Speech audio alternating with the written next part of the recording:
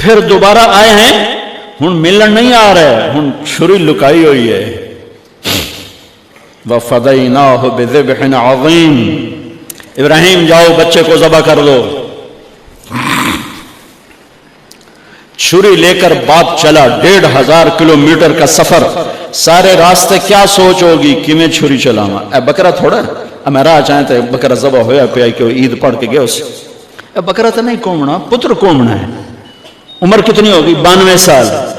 92 سال ایک بندے کو مرغی نہیں کوئی جانتی تو پتر کومن دا حکم آ گیا.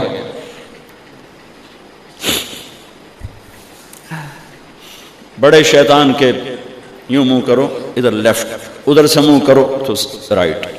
2 پہاڑ آپس میں ملتے تھے، اس میں ایک اونٹ بن جاتی تھی. وہاں باپ بیٹا کھڑے ہوئے، کمال 92-95 سال کی عمر ہے اور آگے معصوم پھول ہے. بچہ تب پرایا بھی ہوئے تو پیارا لگتا ہے. اپنا جگر.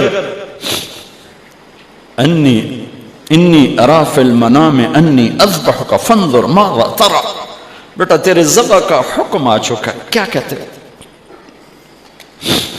تو آگے بیٹا کہتا تسی خواب دیکھیا، میرا کی قصور کہ میں نے خواب دیکھا تجھے ذبح کرتا ہوں.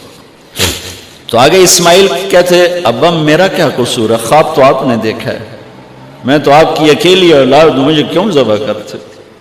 جواب سنو، یا ابا تفعل، میں قربان جاؤں قرآن کی اس تعبیر پر. اسماعیل علیہ السلام کے جذبات کو 2 لفظ، یا ابا تفعل، یا ابت افعل.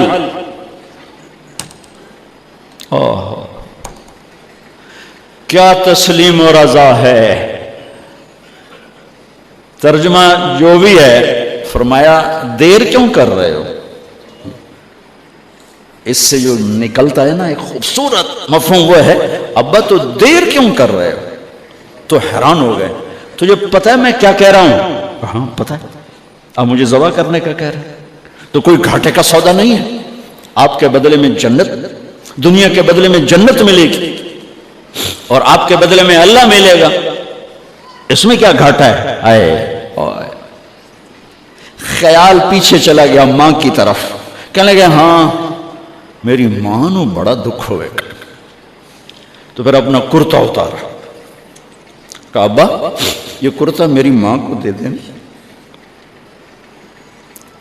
جب میں کبھی یاد آیا کروں گا تو یہ کرتا دیکھ لیا کرے گی، اور مجھے اپنے کرتے میں یہیں دفن کر دینا، مجھے ادھر نہ لے جانا، یہیں دبا دینا، شاید میری ماں میری ذبح شدہ لاش دیکھ نہ سکی. 8-9 سال کا بچہ خلیل اللہ کو کیا کہہ رہا ہے؟ میرے ہاتھ پاؤں باندھ دے بابا، شاید میرا پاؤں یا ہاتھ تجھے لگ کے کوئی بے ادبی نہ ہو جائے، میرے ہاتھ پاؤں باندھ.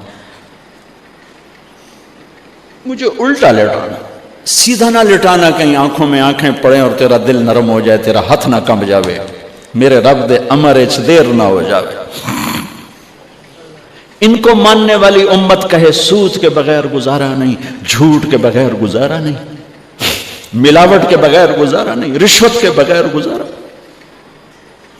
آگ لگا دو اپنی تاریخ کو، جاؤ جو مرضی کرو، جو مرضی گندگی کھانی ہے کھاؤ، اللہ کی جنت جہنم کو بھلا دو،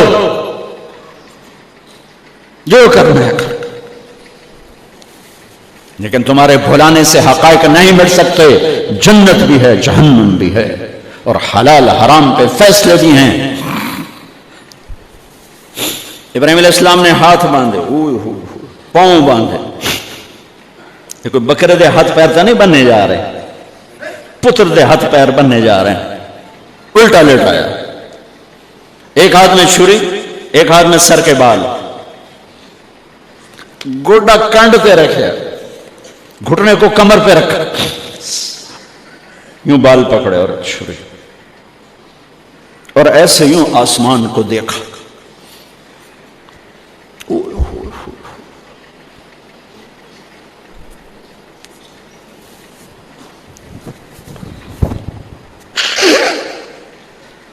فرمایا یا اللہ تو مجھ سے ناراض ہو گیا؟ یا اللہ تو مجھ سے ناراض ہو گیا کہ اسماعیل کی محبت میرے دل میں تجھ سے زیادہ ہو گئی؟ نہیں نہیں، کبھی نہیں۔ یا کوئی میرا امتحان ہے؟ یا اللہ میرے دل میں تو ہی تو ہے، لاکھوں اسماعیل تجھ پہ قربان۔ آسمان کے فرشتے 2 دفعہ روئے ہیں جب سے پیدا ہوئے ہیں۔ ایک یہ جو واقعہ سنا رہا ہوں، جب ابراہیم کی فریاد 7 آسمانوں میں گونجی تو نہ رونے والے فرشتوں کے بھی چیخیں نکل گئیں۔ اور ایک طائف کی وادی میں جب میرے نبی کو پتھر پڑے اور آپ بے ہوش ہو کے گرے تو آسمان کے فرشتوں کی چیخیں نکل گئی۔ اب چھری جو چلائی، میرے رب کا امر آ گیا، نہیں کاٹو گی، نہیں کاٹو گی۔ یہ نہیں کہ یہاں کوئی لوہے کا ٹکڑا آ گیا یا چھری موم بن گئی یا ٹوٹا لوہا بنیا۔ چھری تیز تھی، گوشت نرم تھا۔ عرش والے نے کہا نہیں، چھری کیسے کٹے؟ آگ نہ جلائے، اب کیسے جلائے گی؟ مچھلی کے پیٹ میں جا کے موت مت آئے، اب کیسے موت آئے؟ دوسری دفعہ، تیسری دفعہ نہیں چلی، اٹھے جا کے پتھر پہ تیز۔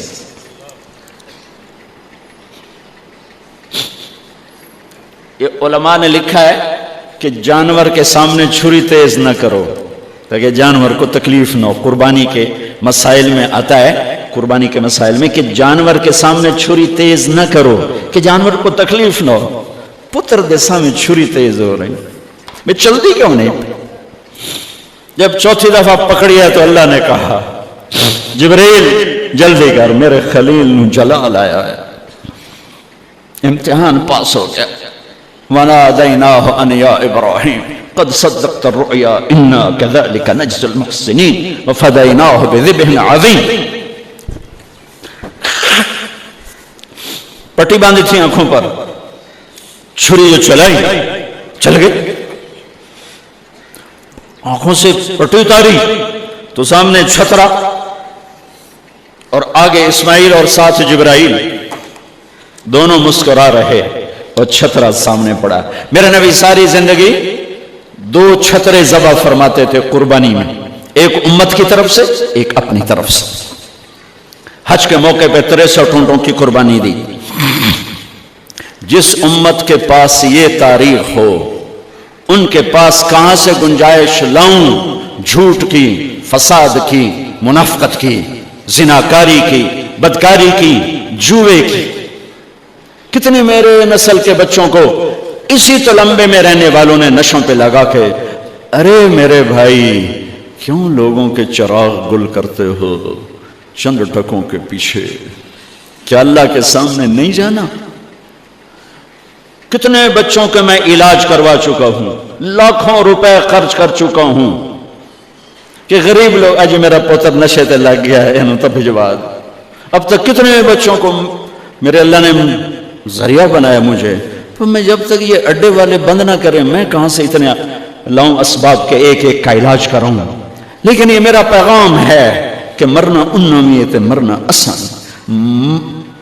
موت کو حسین نے بھی گلے لگایا تو چھڑیا یزید نو بھی نہیں موت نے۔ آج فیصلہ ہوگا، وَامْتَازُوا الْيَوْمَ أَيُّهَا الْمُجْرِمُونَ۔ آج ایک پاسے ہو جاؤ، یہ دنیا تو لمبا نہیں ہے کہ نشے دے اڈے چلاؤ، چرس افیم ہیروئن دے اڈے چلاؤ، بدکاری دے اڈے چلاؤ، آج ادھر آ جاؤ۔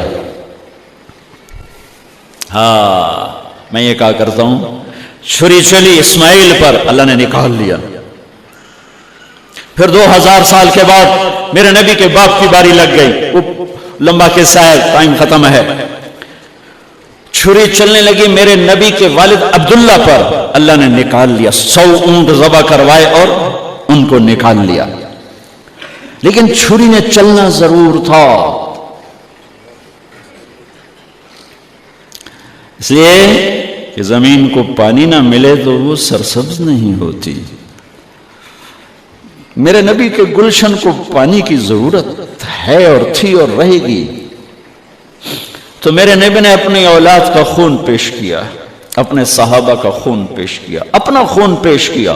احد کی وادی میں آپ خون و خون ہو گئے، دانت ٹوٹ گئے، چہرہ خون آلود ہو گیا. اسماعیل چھری کے نیچے سے نکال لیے گئے، حضرت عبداللہ چھری کے نیچے سے نکال لیے گئے. جب میرے نبی کے نواسے کی باری آئی تو چھری کو چلنے کا حکم.